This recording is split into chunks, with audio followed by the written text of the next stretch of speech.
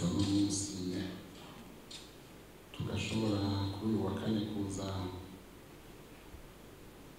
guhimbaza uyu munsi imigirwa yacu, uyu munsi wa kane w'ukwezi ukwezi twahariye yuko tuzokwama tuyibuka.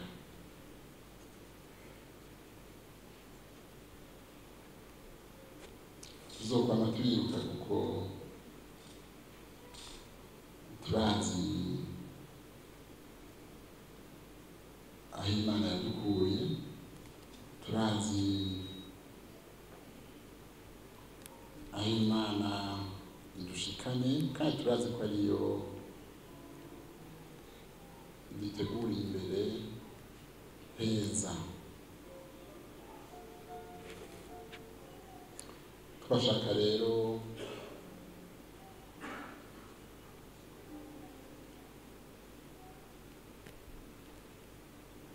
imbere yo kubashikiriza ijambo tubasaba mudufashe mu gasabisho, dusaba Imana twama dusaba iturabire ryiza Samuragwa wacu ariwe mukuru wacu twese, imuhezagire mu rugendo yafashe uno munsi, imuhezagire ibikorwa byose azokorera mu kiriya gihugu agiyemo, ukaba nka kurasa nayo bitumye ati ugashika kuri iryo jambo ubandamukirize, kandi ubambwira igituma ntashoboye kuba ndi kumwe nabo kuko nta nama ndabigenza. Ikindi naco ca kabiri, nashaka mufashe gushima Imana ko turafise umuvukanyi ngaha turi kumwe mu nama nkuru y'inararibonye, twari tumaze iminsi tutari kumwe kuko amagara yari yamukiriza aja kwivuza hanze, nari nabonye yagarutse arinaga. Nuko rero bavukanye mwese turi kumwe hano, twashaka kubanza gushimira abatoye iri jambo ry'urufatiro, kuko ni ijambo rijanye n'imvugo ya leta yacu, birajanye neza kuko kajya gatazirano yihaye, ariko leta nkozi, leta mvyeyi, murabona neza yuko ijambo ry'urufatiro rifatanye neza na leta nkozi. Umukozi w'Imana yadusiguriye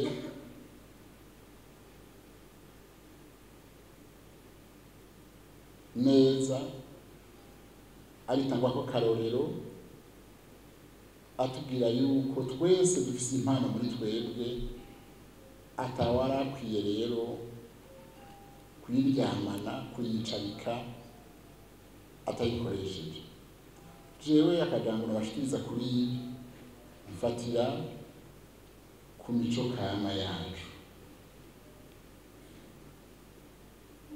kuri kahise ku Burundi kuva kera na rindi.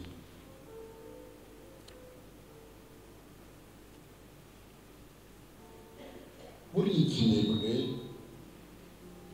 icasame nticigeze coroherwa mu buzima bw'abasokuru bacu, cane gisa nk'ikivume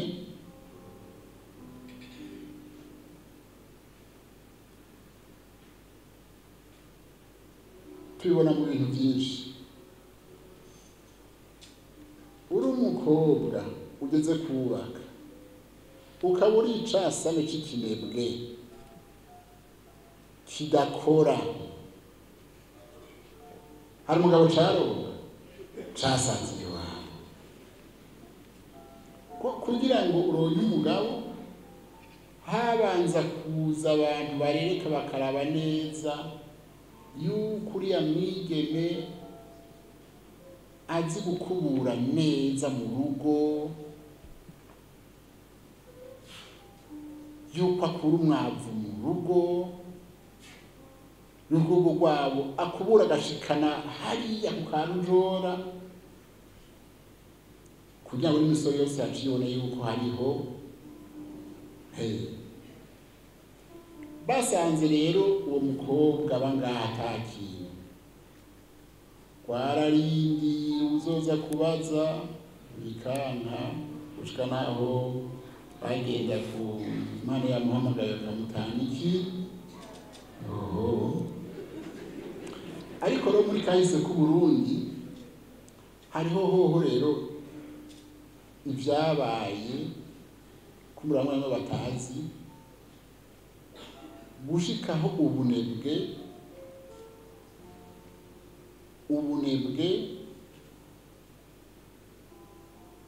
bwabujije uwari yagenwe kuba umwami, bwamubujije kuba umwami n'ingwano ishiraduka.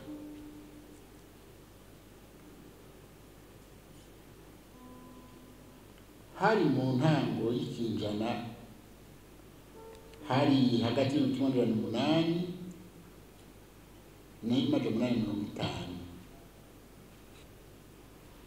Ntare Rugamba ku Kirimba abashinganaye bari bakoranye rujejwe, baraba basanga ati umwami w'u Burundi warakoze byinshi, waraguye imbibe mu buraruko, aragura imbibe mu buseruko, aragura imbibe mu burengerazuba, ntacyo atari yakoze. Bati mbwo n'abakoze byinshi rero aragize gutanga. Mu gutanga naho murazi yuko uwari umwami yaba ari umwana w'umuhungu wa nyuma avuka ku mwamikazi wa kangahe, wa nyuma nyene, kuko bara umwana w'umuhungu akiri muto azoshobora kuba umwami imyaka myinshi.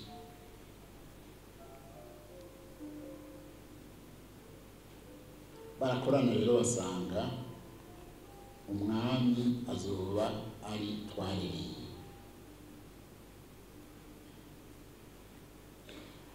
Ngo Ntare Rugamba nawe biramwangira, ahengera ariko acarongo urundi mugore baje guca urubanza, ashika umwamikazi nawe vyano. Uko ibintu byagenze, umwamikazi wa mbere yatanguranye na Ntare Rugamba, yari yabonye ingene abami bigenda, acana babona ati jewe nkene ko mu muryango wanje ariho hazovamwo umwami. Aca wenyene ahegera vyaraheze, twari yarabamaze kumushiraho, ati aca ahamagara umwigeme mu muryango wiwe, aturaza hano mwana.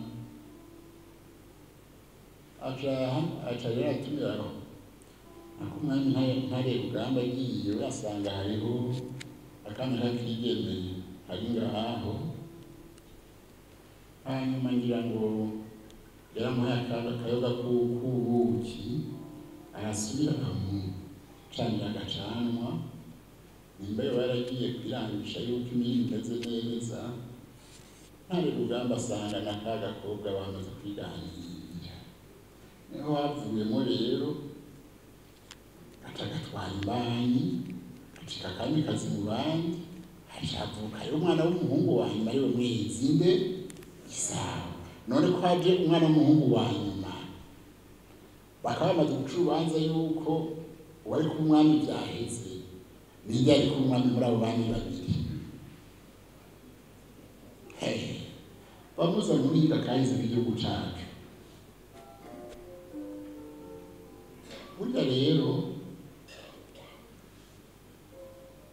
ku Kirimba ibwami baje basubira barasasa, imanza ziraduka. Bamwe bo kwa twarereye nyina wiwe n'umuryango we bati umwami n'uyu twarereye twarabegeje. Bamwe hariya kwa wamikazi mushasha nabo bagira bati umwami n'uyu niwe muhungu wanyu mavutse. Ngo urubanza bashamwe ari kuruca gute? Burya rero aho niho hatanguye kuva ingorane n'imiryango mu miryango y'abami bwami byavuye aho. Bamwe bo hirya bati ntitubyemeye, ingwano iraduka. Mugabo rero nagira mvuge nti bariko baraca urubanza baraba rero ico uwo umwami wari muri abo babiri twarereye yaragize ingorane. Twarereye bamuravye basanze ubwa mbere na mbere yari bamfu. Ibamfu naho uri bamfu kera wamena ntakimaze ryari nk'umugore. Basubira basanga ku ntoki ziwe mwene hariho twatuntuze twa gatandatu batubitagute utwega ati n'ibyo n'imikoshi. Icagero kumukura twarereye yari kinebwe akirwa yicariye aho. Mwezi Gisabo nawe ari kwiga kurasa inyama, bakabasanga bati Mwezi Gisabo niwe tugize umwana. Nuko rero ubunebwe bwatwarereye bwamubujije ibwami.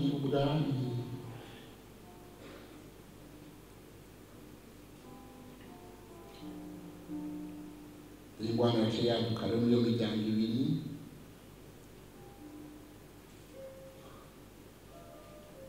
Iraduka pe, abo kwa twarereye bati mwezi zo kuwanya gushika gupfa. Barava baraja kwira intara zo cyane cyane za ruguru mu buraruko kugira bamugwanye.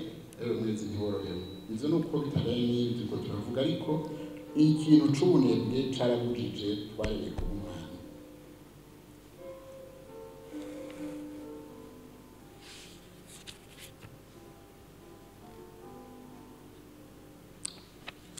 Kugira ngo twitangire kare, nashaka twese hamwe twiyibutse imyibutsa itwereka yuko muri twebwe abarundi imigenzo yacu n'imico yacu ibinebwe vyamye bitagira ikibanza. Imyibutsa ijanye n'ijambo ry'urufatiro. Hasi rero ndayivuga namwe muraza murambari dukwize 10 gusa turabe yuko urugwaruka rutazi namba izina rw'ururigira hano. Ndatanga uwa mbere rero.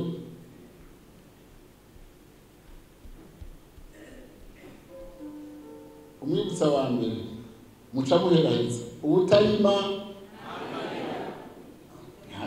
ntamira.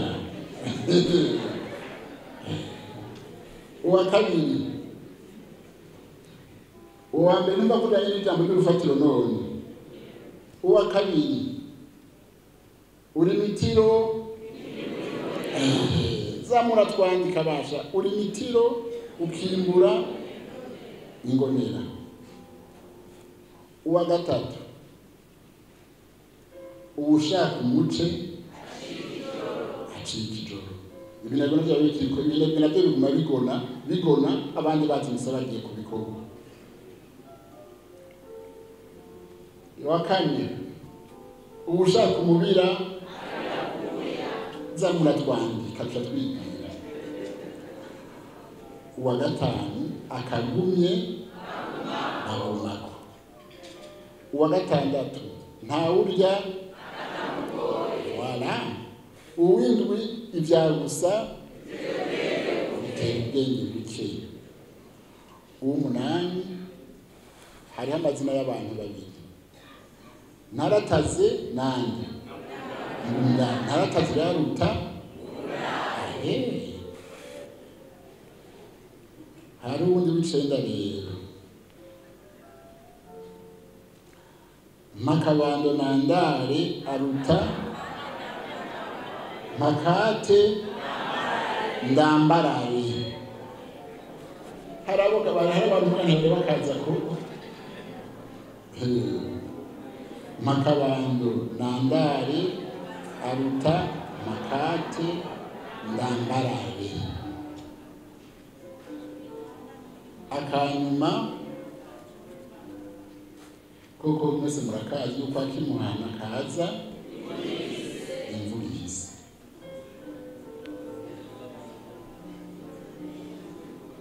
Gukebura rero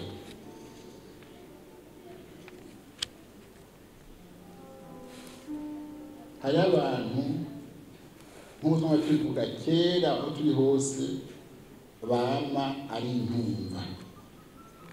Niyo wohanura gute bavuga gatebe kanini gukomba kamagahise. Twagira tubabwire rero yuko akataretse kaba kandi yuko yanga kubwirwa yabwiwe nuko amaso atukuye. Hanyuma yuko kananira abagabo kandi nyamubura ikimuhanura ari we. Murakoze cyane nyakubahwa mushinga amateka turi kumwe n'amakuru y'arabibonye, ba nyakubahwa banyamabanga nshingwabigisata turi kumwe, umuserukizi mukuru w'umugamba, nyakubahwa mupfasoni w'umukuru w'inama nshingamateka, ba nyakubahwa muri mu biro by'inama nshingamateka n'impuzamateka, ba nyakubahwa nshingamateka mwese n'abashikiranganji mwaje hano, bubahwa mwese bagumyabanga muri hano, ba nyakubahwa abakozi b'Imana mwadufashije, baririmbyi mwaje hano, bamenyesha amakuru, twashaka tubashimire kandi mwaje kudufasha. Twongera kandi tubahamagara ko kuwa kane uzoheza ukwezi kwa Kigarama tuzogira nk'uko twarabyiyemeje isango nahagire. Muze mudufashe gushimira Imana, kwishimira ibyo tuba twakoze muri uku kwezi kose no kwisaba ibyo tugiye gukora mu kwezi gukurikira na ibindi. Imana ibaha amahoro, Imana ibaha amagara meza mu miryango yanyu, mu bagenzi banyu, mu bagumyabanga no mu batarabagumyabanga. Hanyuma igihugu cyacu cy'u Burundi turuhuke kuko kahise kacu karaturuhije. Murakoze.